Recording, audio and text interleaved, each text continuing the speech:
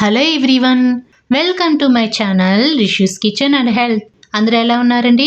బాగున్నారా? కేక్ అంటే ఎవరికి ఇష్టం ఉండదు చెప్పండి. చిన్నవాళ్ళ నుంచి పెద్దవాళ్ళ వరకు ప్రతి ఒక్కరికి కేక్ అంటే ఇష్టం. సో ఈరోజు మనం కోడిగుడ్లు మైదా లేకుండా హెల్దీగా రవ్వతో కేక్ని తయారు చేసుకోబోతున్నామండి. ముందుగా ఒక మిక్సీ జార్లోకి 1 కప్పు బొంబాయి రవ్వ, అదేనండి సూజీ రవ్వ అంటాం కదా, ఆ రవ్వ 1 కప్పు వేసుకోవాలి. 1 కప్పు సూజీ రవ్వకి అరకప్పు పంచదార వేసుకోవాలి. పంచదారకి బదులుగా మీరు బెల్లం పొడి అయినా వాడుకోవచ్చండి. బొంబాయి రవ్వని పంచదారని మెత్తని పొడిలాగా ఇలా చూపిస్తున్న విధంగా ఒక 4-5 సార్లు మిక్సీ ఆడించుకోవాలండి. మనం మిక్సీ పట్టుకుంటే పౌడర్ కన్సిస్టెన్సీ అనేది ఈ విధంగా రావాలి. ఈ పొడిలోకి 1/2 కప్పు ఆయిల్ వేసుకోవాలండి. సన్ఫ్లవర్ ఆయిల్ అయితే బాగుంటుంది. ఆయిల్కి బదులుగా మీరు 1/2 కప్పు నెయ్యి అయినా వాడచ్చు. అరకప్పు ఫ్రెష్ పెరుగు వేసుకోవాలండి. పుల్లటి పెరుగు వేసుకోకూడదు, టేస్ట్ అనేది బాగుండదు. అరకప్పు కాచి చల్లార్చుకున్న పాలు పోసుకోవాలి. ఈ కేక్కి మనం కాచి చల్లార్చుకున్న పాలు మాత్రమే పోసుకోవాలండి. 1/2 టీ స్పూన్ యాలకుల పొడి. యాలకుల పొడికి బదులుగా మీరు వెనీలా ఎసెన్స్ అయినా వేసుకోవచ్చు. వీటన్నింటినీ మెత్తగా మిక్సీ పట్టుకోవాలండి.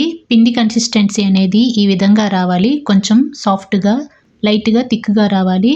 ఇలా మిక్సీ పట్టుకున్న ఈ బ్యాటర్ని వెడల్పు గిన్నెలోకి ఇలా వేసుకొని మూత పెట్టుకొని ఒక 10 నిమిషాల పాటు ఈ పిండికి రెస్ట్ ఇవ్వాలి.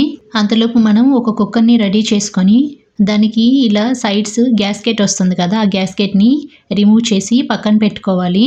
ఈ కుక్కర్ గిన్నెలోకి ఒక స్టాండ్ పెట్టుకోవాలండి. మీకు బౌల్ ఉన్నా కానీ పెట్టుకోవచ్చు. స్టవ్ ఆన్ చేసుకొని కుక్కర్ బౌల్ని స్టవ్ పైన పెట్టుకొని 5 నుంచి 7 నిమిషాల పాటు ప్రీహీట్ చేసుకోవాలి. 10 నిమిషాల తర్వాత మనం నానబెట్టుకున్న ఈ బ్యాటర్ని స్పాచులా తోటి ఒకసారి ఈ పిండి మొత్తం బబుల్స్ లేకుండా కలుపుకోవాలండి. మనం ఆల్రెడీ మిక్సీ పట్టుకున్నాం కదా, ఆ మిక్సీ జార్లో కొంచెం 2 టేబుల్ స్పూన్లు నీళ్లు పోసుకొని ఒకసారి ఇలా కలుపుకొని ఆ మిశ్రమం కూడా ఈ గిన్నెలో వేసుకొని మరొకసారి స్పాచులా తోటి మొత్తం కలిసిపోయే విధంగా కలుపుకోవాలి. ఇక్కడ నేనైతే కేక్ అనేది సాఫ్ట్గా ఫ్లఫీగా రావడం కోసం ఫ్రూట్ సాల్ట్ యాడ్ చేస్తున్నానండి. దీనికి బదులుగా మీరు 1/2 teaspoon baking soda, 1 teaspoon baking powder వేసుకుంటే సరిపోతుంది. కేక్ అనేది ఫ్లఫీగా వస్తుంది. ఈ ఫ్రూట్ సాల్ట్ పైన 2 టేబుల్ స్పూన్ల కాచి చల్లార్చుకున్న పాలు వేసుకుంటే ఇలా పొంగుతూ వస్తుంది. దీన్ని మరొకసారి ఈ పిండిలో కలిసిపోయే విధంగా బాగా కలుపుకోవాలండి. మీరు కనుక మా ఛానల్ని ఫస్ట్ టైం చూస్తున్నట్లయితే please subscribe my channel and మీ వంతు సపోర్ట్ని మన ఛానల్కి తప్పకుండా ఇవ్వండి.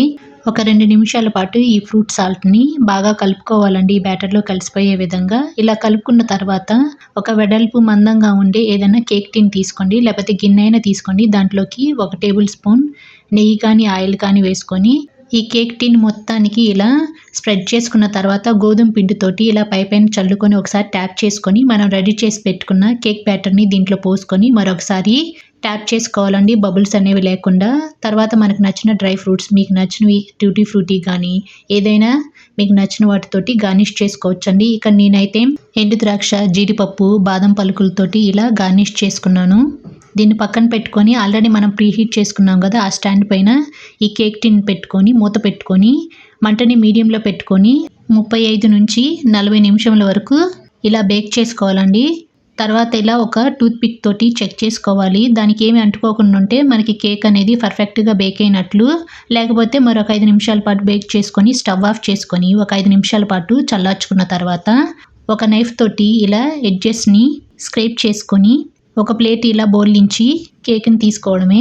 ఇక్కడ నేనైతే ఎలాంటి బటర్ పేపర్ యూస్ చేయలేదండి. ఎంత బ్రౌనిష్గా వచ్చిందో, అడుగు భాగం అనేది మాడిపోకుండా చక్కగా బేక్ అయింది. చూడ్డానికి చాలా సాఫ్ట్గా ఫ్లఫీగా ఉంది కదా.